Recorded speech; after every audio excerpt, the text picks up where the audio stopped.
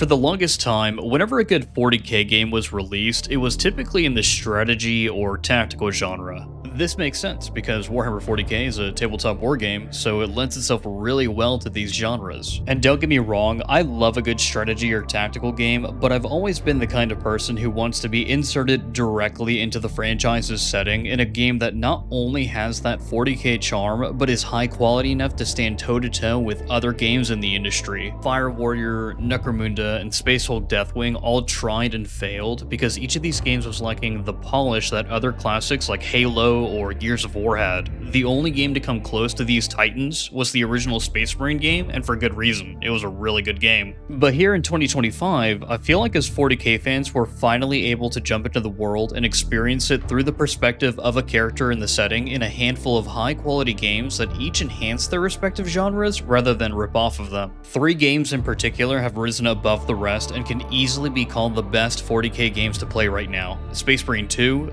Darktide, and Rogue Trader. Let's dive directly into Space Marine 2, where, just as the title suggests, you play as a Space Marine. The game is a third-person hack-and-slash shooter that does a really good job of making you feel like a Space Marine, and it's innovated on every one of the original game's mechanics. An example of how the game does a great job of making you feel like a Space Marine is how you run right through Trader Guardsmen and they just explode. It's hilarious and accurate. The game has 3 different game modes, but this may change in the future because the game receives a decent amount of post-launch support. These game modes are the Campaign, Operations, and Eternal War. The Campaign features a story that prioritizes quality over quantity. It does away with a lot of the chores or side quests that typically accompany these kinds of games to instead focus solely on the narrative. In the campaign, you play as Lieutenant Dimitrian Titus, an ultramarine with a mysterious past. Titus isn't your typical run-of-the-mill space marine, he's an aged veteran with service in the Death Watch. In other words, he's kind of a badass. As Titus, it's up to you and your team to save the Residius system from both a Tyranid invasion and a Chaos incursion. The strongest aspects of the campaign are its attention to detail and love for the setting. If you're already a huge fan of 40k, you're gonna get really excited when you fight the Thousand Suns in the middle of a Necron labyrinth. And if you're a newcomer to the setting, the game does a great job of explaining everything in a very natural way. In fact, Space Marine 2 is undoubtedly the best 40k game for newcomers because it both shows and tells you exactly what's going on in the setting. The weakest part of Space Marine 2's campaign is that the game doesn't expand beyond the game's fundamentals. There's nothing wrong with the gameplay as it is, trust me, it's really good, but I would have liked to have piloted a vehicle or two or hopped into a Firestrike servo turret to mow down enemies.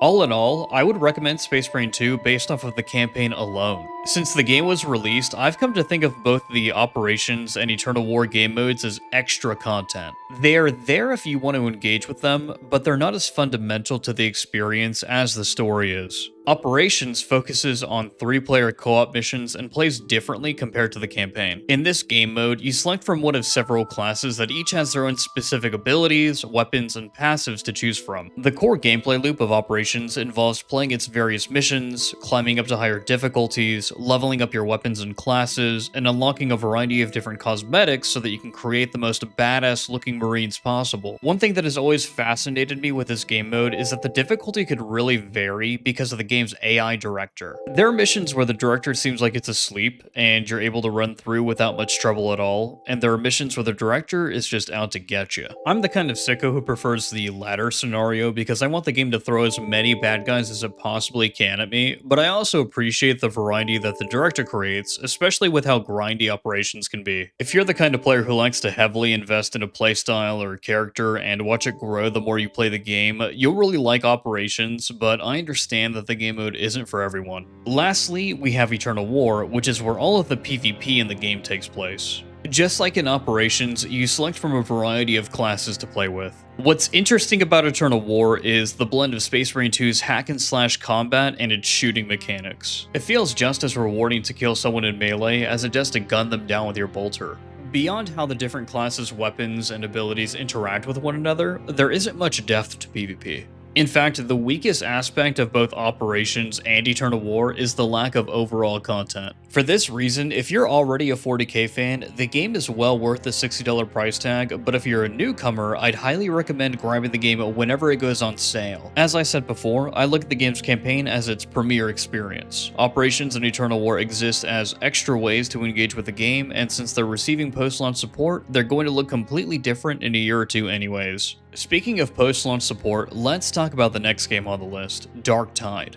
Darktide is a game that was released in a very poor state, and after 2 years of updates has become the best 40k first-person shooter action co-op game. The scale of Darktide is much smaller than Space Marine 2, as you play as a reject recruited by the Inquisition who is involved in a more secretive war for the hive city of Tertium on the planet Atoma. What makes Darktide so good is its atmosphere, audio design, and gameplay, and how every system in the game feeds into that gameplay. Combat in Darktide appears to be simple on the surface, as the game employs mechanics you see in tons of other action games: blocking, dodging, light attacks, heavy attacks, pushing, and so on. But a lot of players actually have a hard time getting into the game's combat because they try to progress into higher difficulties too quickly and they get overwhelmed. This might immediately turn a player away from the game in the same way that Elden Ring can shun a new player. But just like in Elden Ring, if you explore the game's mechanics and master combat, you reach a feeling of enjoyment that is unmatched by any other 40k game. The entire gameplay loop of Darktide is like Space Marine 2's Operations, but on steroids, and although you get rewarded with cosmetics for playing the game more, the real reward that Darktide has to offer as you get into its endgame is the gameplay itself. The game features several difficulties that pile on more enemies, add modifiers that force you to play differently, and make the AI director much more aggressive.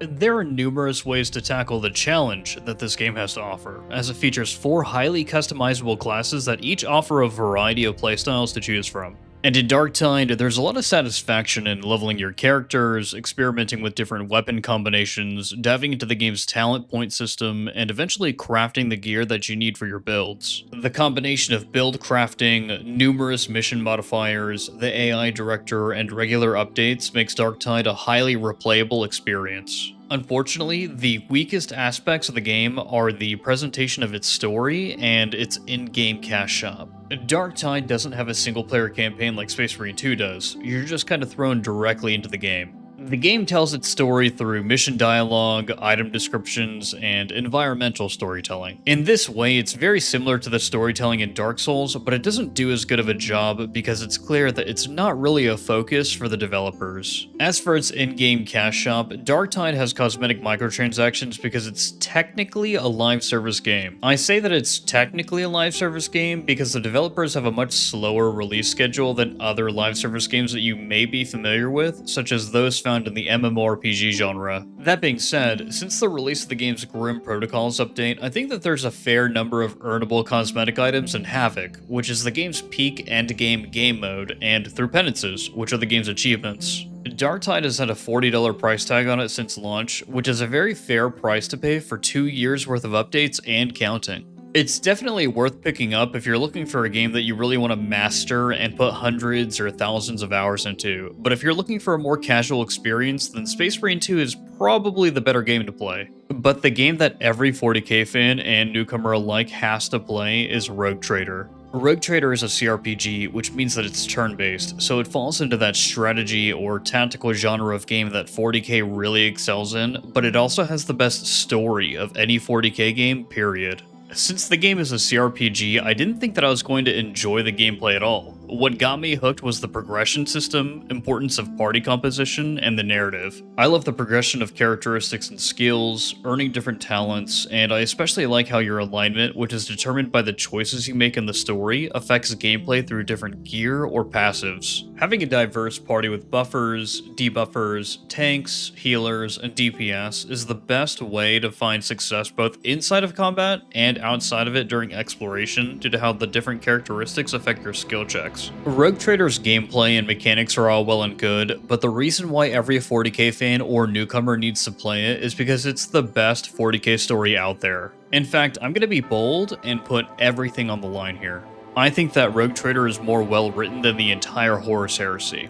I don't care if you call me a heretic, but it's the truth. The game's characters, narrative, and dialogue have made me feel more immersed in Warhammer 40k than any other game, book, or tabletop battle could ever hope to achieve. The developers did a great job with the story, and they plan on releasing DLC as long as the game continues to thrive because they want to continue to tell more stories. If I had to call out what the weakest aspect of the game was, it would be the fact that not everything is voice acted. If you play the game, you're signing up for a ton of reading. Fortunately, this doesn't bother me because I'm an avid reader, but I know that this kind of thing affects some people's enjoyment of these kinds of games. For newcomers to 40k, or if strategy and tactical games aren't your thing, I recommend getting this whenever it goes on sale. Also, you don't need to buy the DLC upfront to get a fantastic experience. But if you're the kind of person who has already read a 40k novel, or you consider yourself a 40k fan, then do yourself a favor and go buy the game right now. Alright, with all that being said, that just about wraps up what I think are the best 40k games to play in 2025.